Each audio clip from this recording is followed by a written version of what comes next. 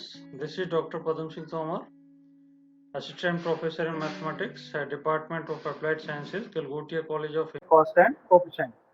तो हमने बताया था कि ये दो टाइप की डिफरेंशियल इक्वेशन यहाँ पे आपको मिल सकती है।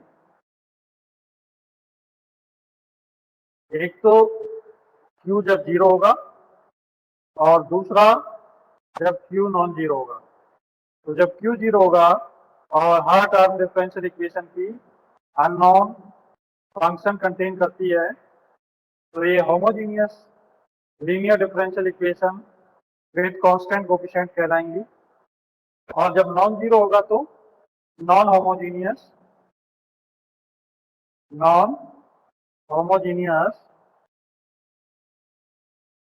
Linear differential equation with constant coefficient कहलाएंगे। और इनका जो सॉल्यूशन है, इस टाइप की जो differential equation with constant coefficient होंगी उनका सॉल्यूशन CF प्लस PI से आप निकाल सकते हैं, जहां पे CF आपका कंप्लीमेंट्री फंक्शन है और PI पर्टिकुलर इंटीग्रल है। तो कंप्लीट सॉल्यूशन लिखने के लिए आपको CF और PI निकालना पड़ेगा।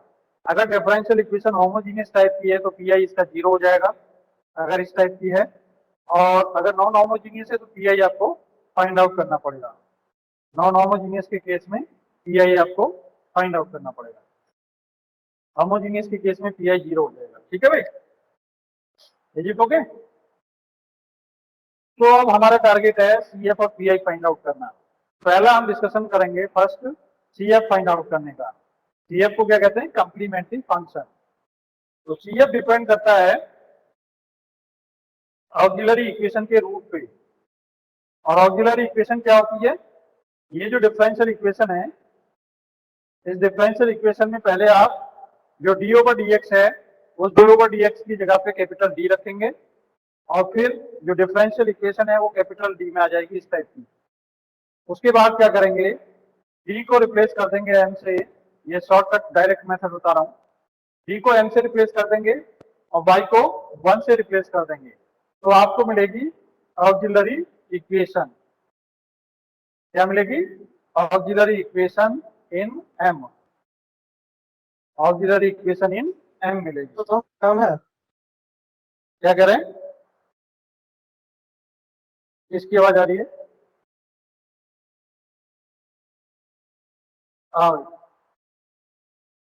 किसकी आवाज आ रही थी अभी?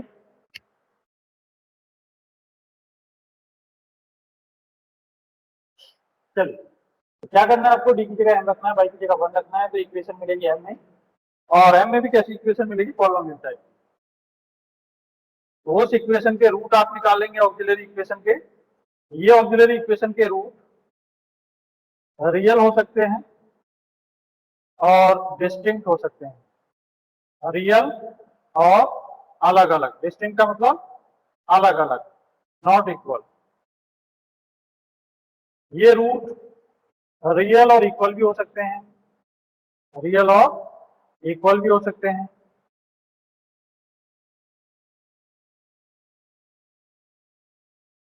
और तीसरा केस, ये कॉम्प्लेक्स भी हो सकते हैं, कॉम्प्लेक्स रूट या इमेजिनरी रूट।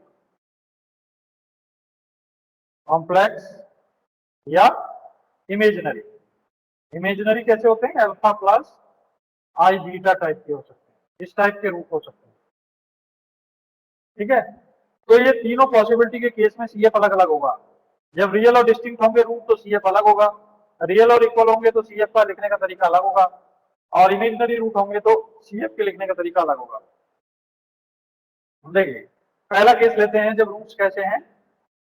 डिस्टिंक्ट हैं और रियल हैं। पहला केस क्या है? Roots are distinct and roots are real. Real और डिस्टिंक्ट का पता होगा कैसे होते हैं? जो रियल लाइन पे लाई करते हैं वो रियल नंबर होते हैं, और इस रियल लाइन के इधर उधर है तो वो इमेजिनरी टाइप के कॉम्प्लेक्स रूट बनाएंगे। केवल वो रूट जो इस रियल लाइन पे एग्जिस्ट करते हैं दे आर रियल रूट्स, और जो इधर उधर लाई करते हैं वो कॉम्प्लेक्स रूट। समझ में आ रही है बात? नहीं, जैसे 1 है, √2 है, 1/√3 है, ये सबके सब कैसे हैं? रियल रूट है, ऑल आर रियल नंबर। और जैसे 1 प्लस आयोटा है कॉम्प्लेक्स नंबर, 1 प्लस 2√3 आयोटा है इमेजिनरी, खाली आयोटा बाई √2 है इमेजिनरी। जहां भी आयोटा दिखाई देगा समझ लो वो इमेजिनरी रूट बन गया। ठीक है, तो पहला केस जब रूट्स अलग अलग डिस्टिंक्ट होंगे तो सीएफ लिखने का तरीका ये है, y equal to c1 e की पावर m1x, c2 e की पावर m2x, cn e की पावर mnx। इस m1 की जगह पहला रूट रख देंगे, m2 की जगह दूसरा रूट रख देंगे और इस mn की जगह nth रूट रख देंगे। जैसे मान लीजिए ये दो रूट हैं किसी डिफरेंशियल इक्वेशन के, ये 1 और √2 दो रूट है केवल, तो दो रूट के केस में सीएफ में दो टर्म होंगी। पहले वाले केस में कौन कौन सी टर्म होंगी, ये c1 e की पावर m1x, m1 की जगह आ जाएगा 1, तो c1 e की पावर 1x, c2 e की पावर √2x, यहाँ पे m2 की जगह √2 आ जाएगा, e की पावर √2x। ये वाला सीएफ होगा जब इक्वेशन के ये केवल दो रूट होंगे, और तीन रूट होंगे, तीसरा रूट मान लीजिए ये है 1/√3 है, एक और रूट बढ़ गया। अगर तीन रूट आ रहे हैं तो एक टर्म और बढ़ जाएगी, c3 e to the power 1/√3x। ऐसे चार रूट होंगे तो चौथे रूट के लिए c4 e की पावर m4x लिख देंगे। क्लियर?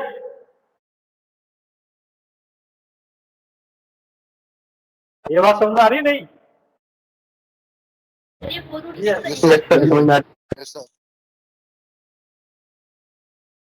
हाँ भाई, कोई ऐसा कैंडिडेट तो नहीं जिसको समझ में नहीं आ रही हो?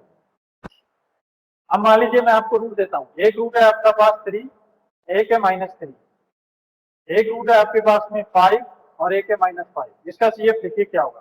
चार रूट है, चार रूट के केस में सीएफ बताइए क्या है। Sir y equal to c1 into e to the power 3x, e to the power 3x, very good।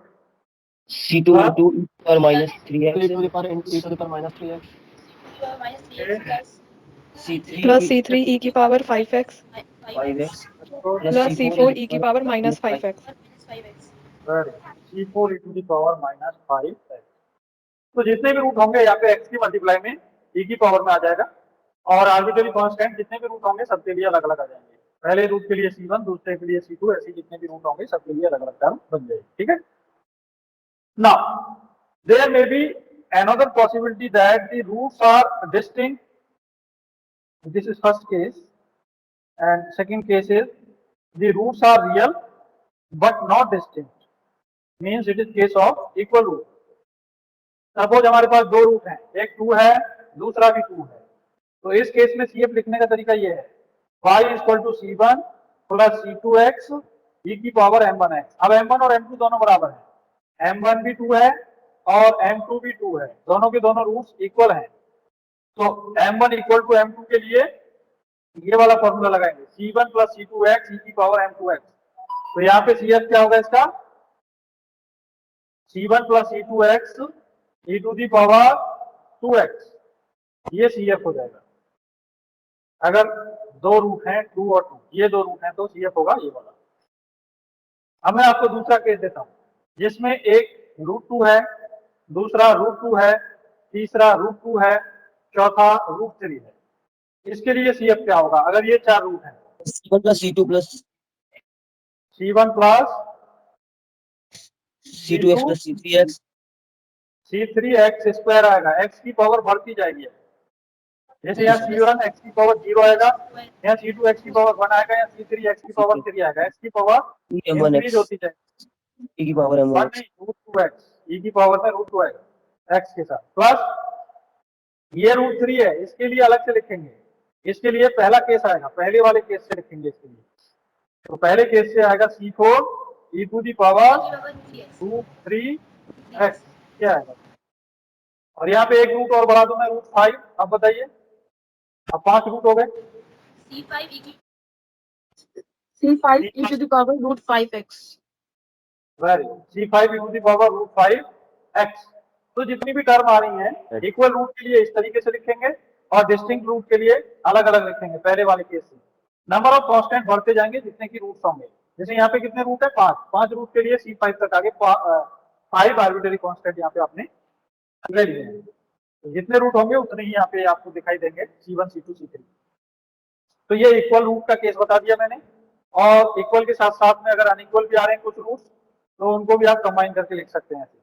तीसरा जो केस है वो इमेजिनरी रूट का केस है। इमेजिनरी रूट कैसे होते हैं, इस टाइप के, अल्फा प्लस माइनस आई बीटा टाइप के। तो ये खास ध्यान देने वाली बात है कि अगर यहाँ पे एक एमन रूट अल्फा प्लस आई बीटा आएगा तो इसका कंजुगेट भी जरूर आएगा, अल्फा माइनस आई बीटा भी जरूर आएगा।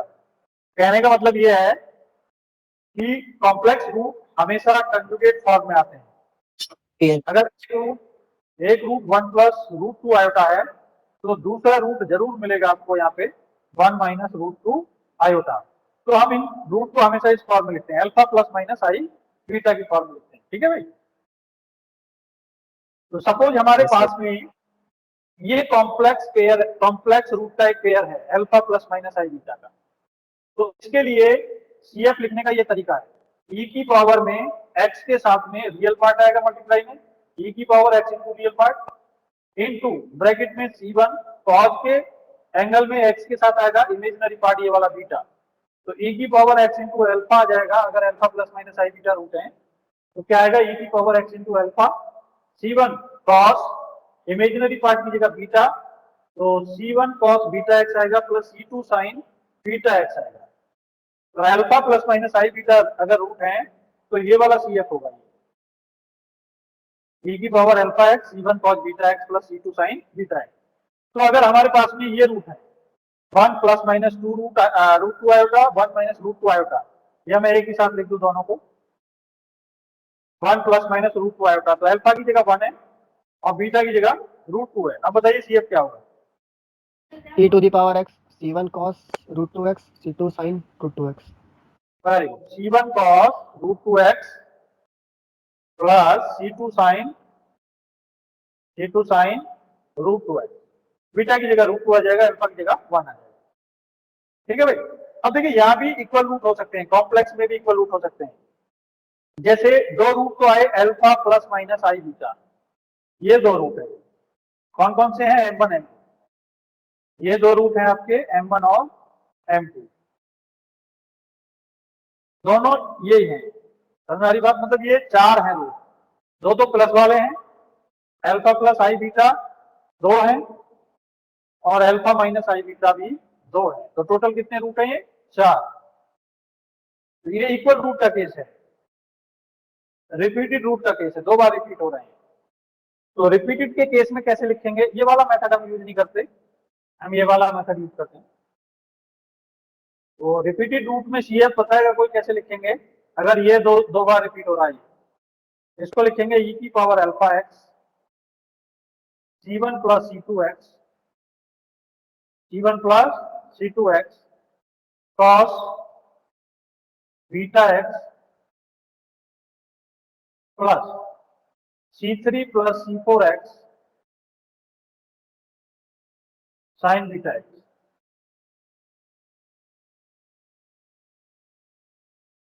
ये आएगा अगर ये 2 बार रिपीट हो रहा है। 3 बार रिपीट होगा तो बताएंगे क्या आएगा, अगर M1 M2 M3 C1 plus C2x, yes, plus c plus c3x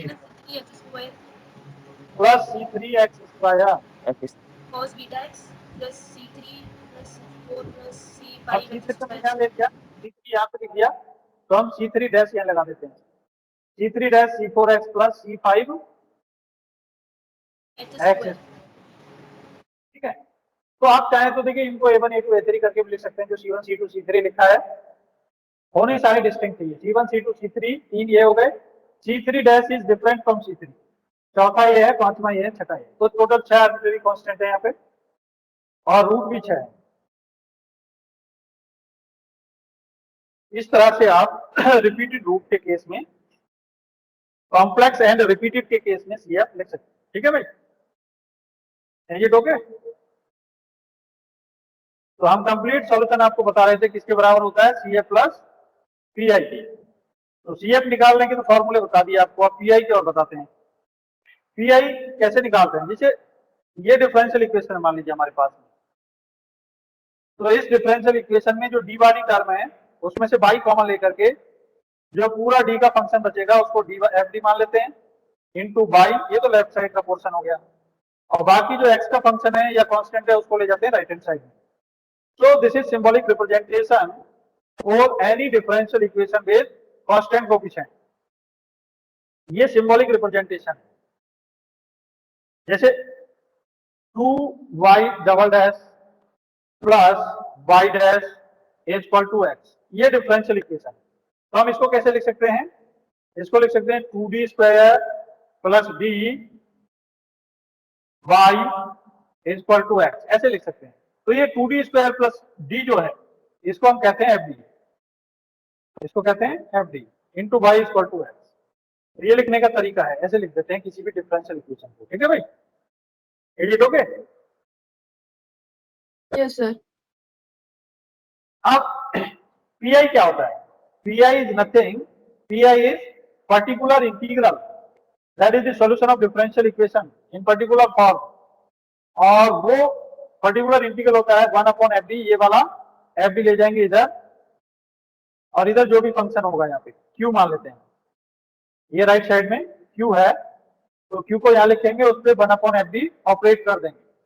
देखिए d जो होता है आपको पता होगा, d होता है d/dx डिफरेंशिएशन, और d को अगर हम 1/d लिख दें तो ये बन जाएगा इंटीग्रल। d का मतलब डिफरेंशिएशन और 1/d का मतलब इंटीग्रेशन, 1/d स्क्वायर का मतलब 2 बार इंटीग्रेशन, 1/d का मतलब 3 बार डिवीजन। ठीक है। तो अब ये पीआई लिखने का जनरल तरीका है, जैसे जनरल नोटेशन फॉर पीआई। अब ये फाइंड आउट कैसे करेंगे, ये डिपेंड करता है क्यू पर। ये क्यू आपका अलग अलग टाइप का हो सकता है। क्यू में टेक e की पावर ax फॉर्म, क्यू में take sine ax form, q में टेक cos ax फॉर्म। तो क्यू अलग अलग टाइप का हो सकता है, 10x हो सकता है, कुछ भी हो सकता है क्यू। ये डिपेंड करता है क्वेश्चन पे जो दिया जाएगा। सपोज पहले हम e की पावर ax वाला केस लेके चलते हैं कि q अगर आपका e की पावर ax टाइप का है, this q takes the form of e to the power ax। अगर q कैसा है, e की पावर ax की टाइप का है, ऐसा। तो इसका पीआई कैसे निकालेंगे? इसका पीआई होगा, इसका पीआई होगा ये 1/fd e की पावर ax।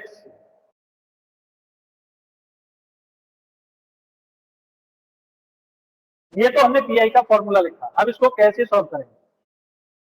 देखिए 1/fd क्या है, ये anti derivative function, d is derivative function और 1/fd is anti derivative function, means integral type function. इसको सिंप्लीफाई करने के लिए ये जो a है x का कोएफिशिएंट, इसको उठा करके d की जगह सब्स्टिट्यूट कर देते हैं। क्या करते हैं? क्या करते हैं हम? सर ए को डी की जगह सब्स्टिट्यूट कर देते हैं सर। हाँ, डी की जगह a को सब्स्टिट्यूट कर देंगे तो क्या आएगा? d को जब a की जगह सब्स्टिट्यूट करेंगे तो हमको मिलेगा ये 1/fa e की पावर ax, ये तो मिलेगा। जब d की जगह a रखेंगे तो ये yes sir. Power ax। Suppose अगर ये fa 0 हो गया, ये नीचे fa 0 हो गया, तो ये क्या बनेगा? 1/0।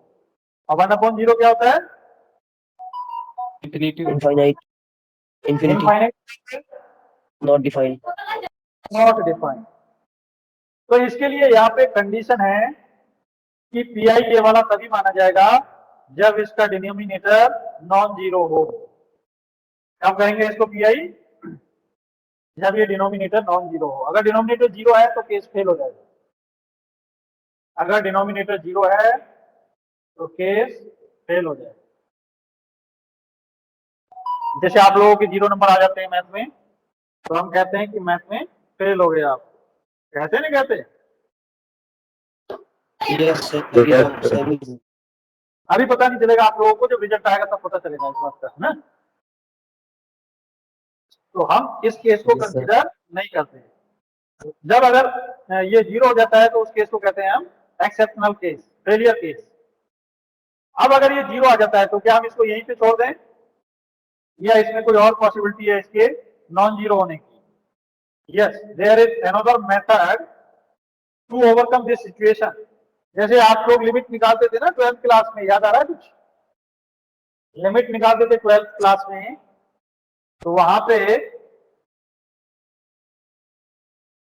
ये आपको मिल जाता था ये वाला, क्या बोलते हैं इसको? इनडिटरमिनेट। 0/0 indeterminate form. हाँ, तो इनडिटरमिनेट फॉर्म आ जाती थी तो आप क्या करते थे वहां पे? एल ऑर्बिटल्स लगाते थे। एल हॉस्पिटल रूल लगाते थे, राइट? तो एल हॉस्पिटल रूल से क्या होता था, ये जो सिंगुलरिटी यहाँ पे बनती थी जिसपे फंक्शन डिफाइन नहीं रहता था वो बाईपास हो जाती थी।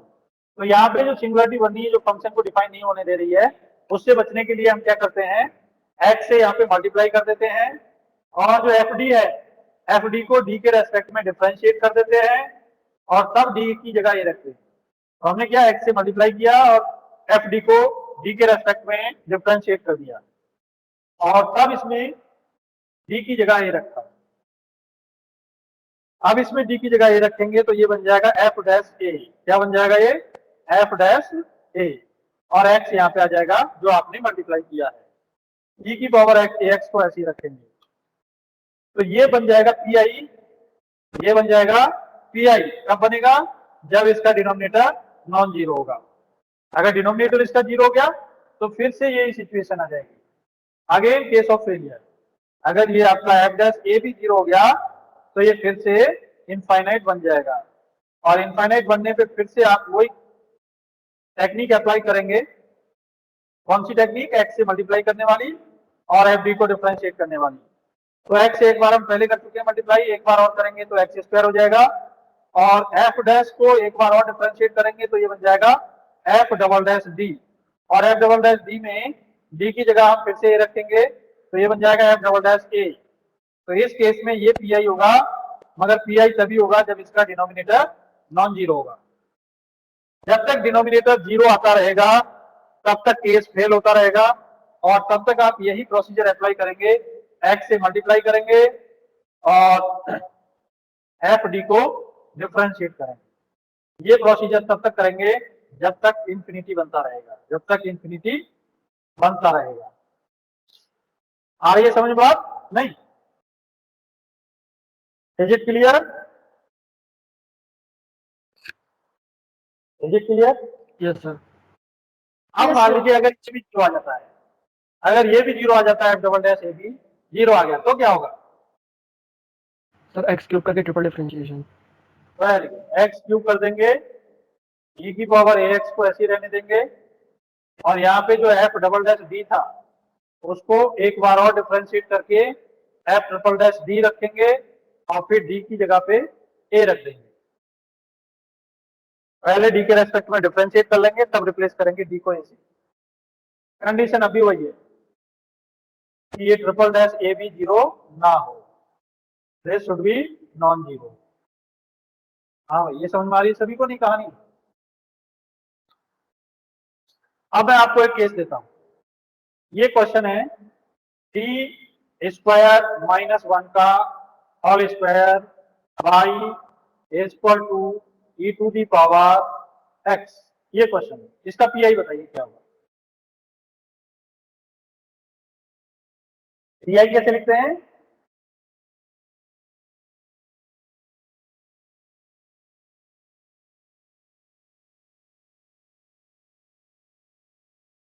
One upon F D you. तो अभी जो मैंने आपको क्वेश्चन दिखाया था, करने के लिए दिया था, उसमें वन अपॉन एफ डी की जगह क्या आ जाएगा? डी स्क्वायर माइनस वन का होल स्क्वायर और क्यू की जगह क्या आएगा? ई की पावर एक्स। क्यू की जगह क्या आएगा? ई की पावर एक्स। तो अब एक्स का कोएफिशिएंट यहाँ पे क्या है? 1। तो डी की जगह 1 रखेंगे तो ये 1 माइनस 1 क्या बन गया? 0। इंफिनिटी आ गया। इंफिनिटी है तो केस फेल। क्या करेंगे आगे फिर? डिफरेंशिएट। हाँ, 1 अपॉन डिफरेंशिएशन क्या होगा? डी स्क्वायर माइनस 1 के होल स्क्वायर का 2 time D square minus 1 into E की पावर x और डी स्क्वायर का भी आएगा डिफरेंशिएशन 2d। 2d। आप फिर से रखिए d की जगह 1 तो ये फिर से 0 हो जाएगा यहाँ पे 1 minus 1। Again case of failure और x से मल्टीप्लाई करेंगे, x से भी मल्टीप्लाई भी तो करेंगे, तो ये वाला केस तो भाई फेल हो रहा है। 1/4d और डी स्क्वायर माइनस 1 ई की पावर है, ये तो फिर से इंफिनिटी बन जा रहा है। क्या करेंगे x स्क्वायर एंड फिर से डिफरेंशिएट। फिर से एक x से मल्टीप्लाई करेंगे तो x स्क्वायर हो जाएगा और डिनोमिनेटर में क्या आएगा डी क्यूब बनेगा। डी क्यूब का डिफरेंशिएशन क्या होता है 3d स्क्वायर और माइनस 1 इंटू डी आएगा, डी का डिफरेंशिएशन 1 होता है, ये आ जाएगा डिफरेंशिएशन करने पे। अब x क्या कोएफिशिएंट 1 रखेंगे यहाँ पे डी स्क्वायर की जगह 1 रखेंगे तो क्या आएगा 1 डी की जगह 1 रखेंगे तो 3 माइनस 1 क्या आएगा 1/8 आएगा सर। 1/8 8 आ जाएगा नीचे। आएगा 2 इंटू 4 8 आएगा इंटू ई की पावर आएगा, सॉरी। तो ये आपका 2 बार केस फेलियर हुआ। कितनी बार केस फेल हुआ यहाँ पे 2 बार, एक तो स्टार्टिंग में और एक यहाँ पे। फाइनल पीआई क्या आया ये वाला। क्लियर है?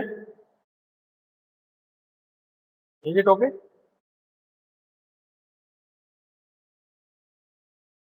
ना, थर्ड केस है हमारा, सेकंड केस है sine x, sign a x type का अगर है हमारे पास में क्यू, क्यू कैसा है साइन ए एक्स या कॉज ए एक्स टाइप का।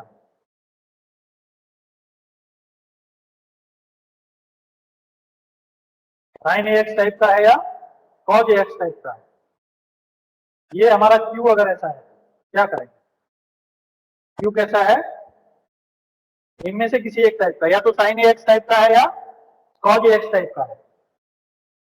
तो पीआई कैसे निकालेंगे इस केस में? पीआई निकालने के लिए 1/f d², ये पीआई का फॉर्मूला होगा। PI equal to 1 upon function of d² of sine a x. इसको सिंप्लीफाई करने के लिए क्या करते हैं हम, जो d² है d² की जगह ए स्क्वायर का नेगेटिव रखते हैं। क्या रखते हैं negative of A square. A square का नेगेटिव कहां पे रखते हैं d² की जगह। तो हमारे पास 1/f d² sign a x है, तो इसका पीआई क्या आएगा 1 upon function of minus A square sine a x, ये पीआई आएगा। शर्त यही है कि ये नॉन जीरो होना चाहिए। शर्त क्या है, इसका जो डिनोमिनेटर है वो नॉन जीरो होना चाहिए। अगर डिनोमिनेटर जीरो आ गया तो क्या होगा infinite form. Yes, denominator zero होने पे डिफाइन नहीं रहेगा पीआई, इनफाइनाइट हो जाएगा तो डिफाइन नहीं रहेगा। तो क्या करेंगे फिर इस केस से बचने के लिए, एक्स से मल्टीप्लाई करेंगे।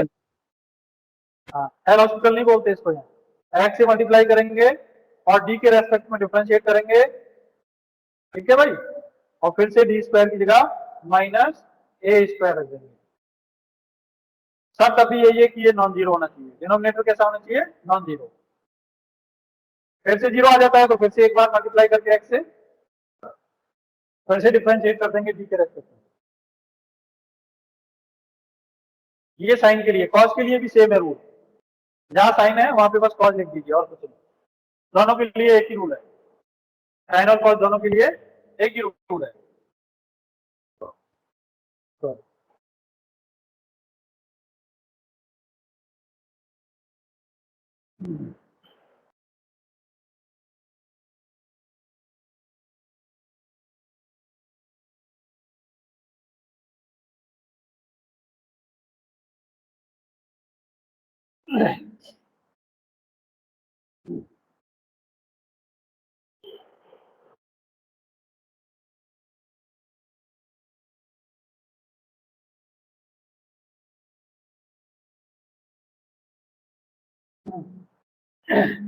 ये लास्ट है।